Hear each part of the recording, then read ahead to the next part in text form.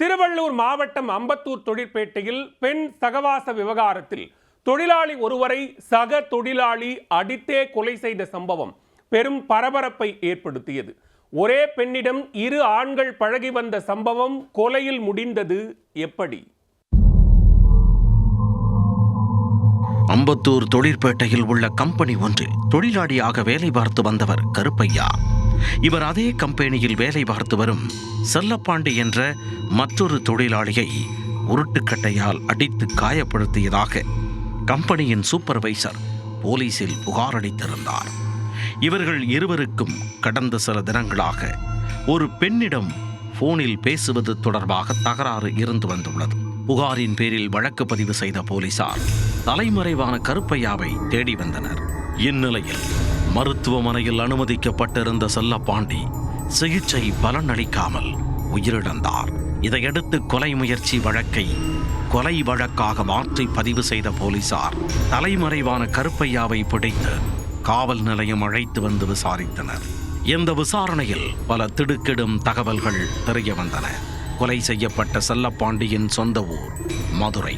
இவர் அலுமினிய பாத்திரங்களை செய்யும் வேலை செய்து வந்தார். கைது செய்யப்பட்ட கருப்பையாவின் சொந்த ஊர் மணப்பாறை. இவர் அலுமினியங்களை உருக்கும் பணியில் ஈடுபட்டு வந்திருக்கிறார்.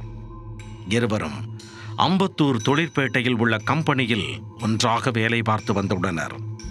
இந்நிலையில்தான் கருப்பையாவுக்கும் அந்த பகுதியைச் சேர்ந்த பெண் ஒருவருக்கும் இடையே பழக்கம் ஏற்பட்டு இருவரும் பேசி வந்திருக்கிறார்கள். இந்த சூழலில் கருப்பையாவின் செல்போன் பழுதானது. அதனால் செல்லப்பாண்டியின் செல்போனை வாங்கி அதன் மூலம் அந்த பெண்ணுடன் கருப்பையா பேசி வந்திருக்கிறார். அடிக்கடி தனது போனில் பேசும் பெண் யார் என செல்லப்பாண்டியும் அந்த பெண்ணுக்கு போன் செய்து பேச ஆரம்பித்திருக்கிறார்.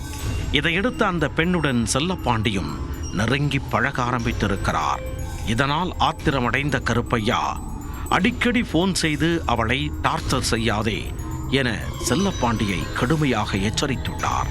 ஆனால் அதனை ஒரு பொருட்டாக நினைக்காத செல்லப்பாண்டி தொடர்ந்து அந்த பெண்ணுடன் கடலை ஓட்டு வந்திருக்கிறார்.